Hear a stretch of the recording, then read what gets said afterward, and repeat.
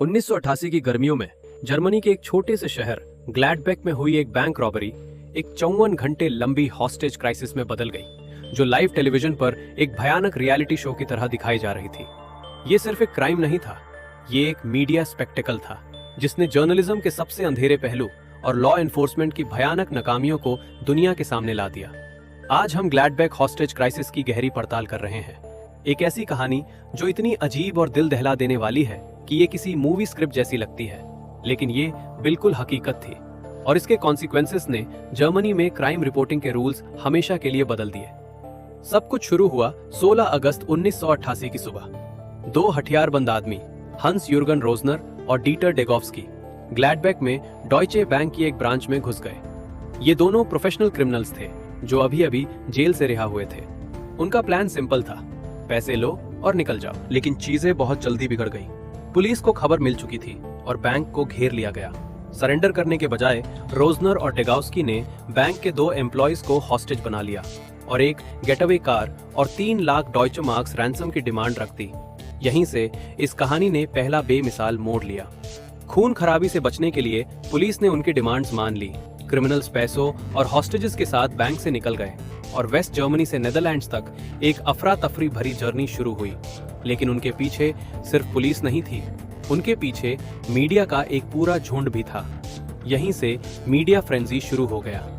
जो उसके बाद हुआ वो बिल्कुल यकीन के बाहर था। हॉस्टेज टेकर्स एड्रेनलिन और स्पॉटलाइट की भूख में अपनी गेटअवे कार से लाइव इंटरव्यूज देने लगे।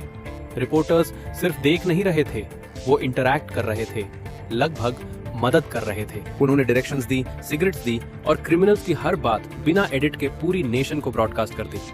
रोजनर और डेगाउस्की रातों रात मीडिया स्टार्स बन गए। उनके चेहरे हर न्यूज़पेपर और टीवी स्क्रीन पर थे। जरा ये सीन इमेजिन कीजिए। ब्रेमेन के एक पेडेस्ट्रियन एरिया के बीच में गेटअवे कार खड़ रही है। चारों तरफ जर्नलिस्ट और लोगों की भीड़ कैमरास फ्लैश कर रहे हैं। माइक्रोफोन्स गाड़ी के अंदर घुसाए जा रहे हैं।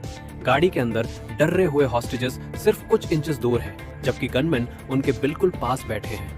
और सबसे शॉकिंग बात, एक जर्नलिस्ट जो आज भी गुस्से का सबब है, गाड़ी के अंदर बैठ गया और क्रिमिनल्स को शहर से बाहर निकलने में मदद की। सिर्फ एक एक्सक्लूसिव इंटरव्यू के लिए लगभग 40 मिनट तक उनके साथ रहा। इस दौरान पुलिस लगभग जम सी गई, जैसे पूरा देश देख रहा हो और वो एक्शन लेने से डर रहे हो। उनकी स्ट्रैटेजी थी वेट करना, क्रिमिनल्स को ठगा देना। लेकिन इस पैसिव अप्रोच ने सिचुएशन को और भयानक बना दिया। गाड़ी बदलते वक्त रोजनर और डेगोव्स्की ने ब्रेमेन में एक पब्लिक बस हाईजैक कर ली, जिसमें 32 पैसेंजर्स मौजूद थे। मीडिया फिर पीछे पीछे थी और टीवी पर डर के मारे मर्द, औरतें और बच्चों के चेहरे दिखाए जा रहे थे। बस, जो अब एक चलती फिरती जेल बन चुकी थी, नेदरलैंड्स की तरफ बढ़ने लगी। एक रेस्ट स्टॉप पर ज्यादातर औरतों और बच्चों को छोड़ दिया गया, लेकिन नाइटमेयर खत्म नहीं हुआ। बचे हुए हॉस्टेजेस और बैंक के 2 एम्प्लॉयज को इस भयानक सफर को झेलना पड़ा। फिर एक घातक मोड़ आया। पुलिस के सामने ही डेगोव्स्की ने 15 साल के इटालियन लड़के एमैनुएल डी जियोर्जी को गोली मार दी, जो अपनी छोटी बहन को बचाने की कोशिश कर रहा था।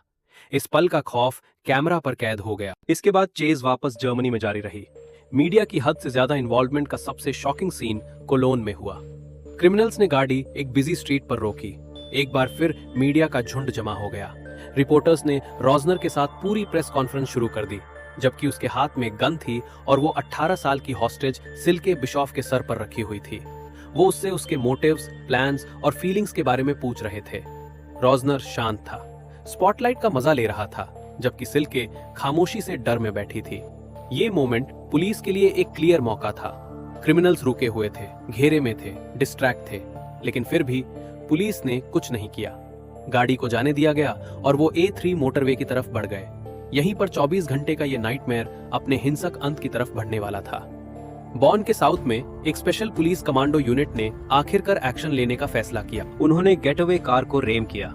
एक अफरा तफरी भरी शूट आउट शुरू हो गई। जब गोलियां रुके, डेगाउस्की और रोजनर गिरफ्तार हो चुके थे। लेकिन ट्रेजेडी यहीं खत्म नहीं हुई।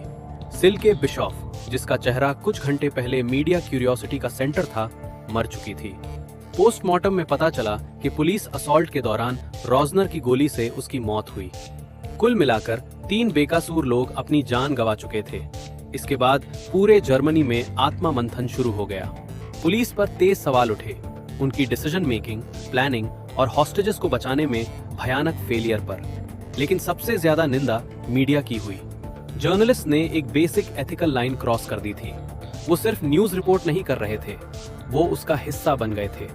उन्होंने पुलिस ऑपरेशंस में दखल दिया, वायलेंट क्रिमिनल्स को प्लेटफॉर्म दिया और हॉस्टेजेस के दर्द को रेटिंग्स के लिए एक्सप्लॉइट किया। जर्मन प्रेस काउंसिल ने बाद में इसे जर्मन जर्नलिज्म के सबसे अंधेरे चैप्टर्स में से एक कहा। इसके बाद सख्त रूल्स बनाए गए, हॉस्टेज टेकर्स के लाइव इंटरव्यूज बंद कर दिए गए और जर्नलिस्ट के लिए पुलिस ऑपरेशन से डिस्टेंस रखना मैंडेटरी हो गया। ग्लैडबेक इंसिडेंट ने प्रेस फ्रीडम के साथ आने वाली जिम्मेदारियों का एक भयानक सबक दिया। रोजनर और डेगाउस्की को लाइफ इम्प्रिजनमेंट की सजा सुनाई गई। डेगाउस्की 2018 में पैरोल पर छूट गया, जबकि रोजनर अभी भी जेल में है। लेकिन उन चौथी घंटों के जख्म आज भी ताजा है। विक्टिम्स के परिवार अपना दर्द संभालते रहे और जर्मनी के लिए ये शर्म और शौक का पल बन गया। ग्लैडबेक हॉस्टेज क्राइसिस आज भी एक पावरफुल एग्जाम्पल है, जब रिपोर्टिंग और पार्टिसिपेशन के बीच की लाइन मिट जाती है, जब स्टोरी की भूख इंसानियत से ऊपर चली जाती है और जब अथॉरिटीज केओस के सामने डिसाइसिव एक्शन नहीं लेती। ये याद दिलाता है कि हर सेंसेशनल हेडलाइन के पीछे रियल इंसानी जिंदगियां होती। आप क्या सोचते हैं? क्या मीडिया हद से ज्यादा आगे चली गई थी या वो सिर्फ अपना काम कर रहे थे? और क्या पुलिस इस ट्रेजेडी को रोक सकती थी? कमेंट्स में अपनी राय जरूर बताएं। अगर ये कहानी आपको इम्पैक्टफुल लगी तो वीडियो को लाइक करें और चैनल को सब्सक्राइब करें ऐसे ही और हिस्टोरिकल डीप डाइव्स के लिए। मिलते हैं अगले वीडियो में।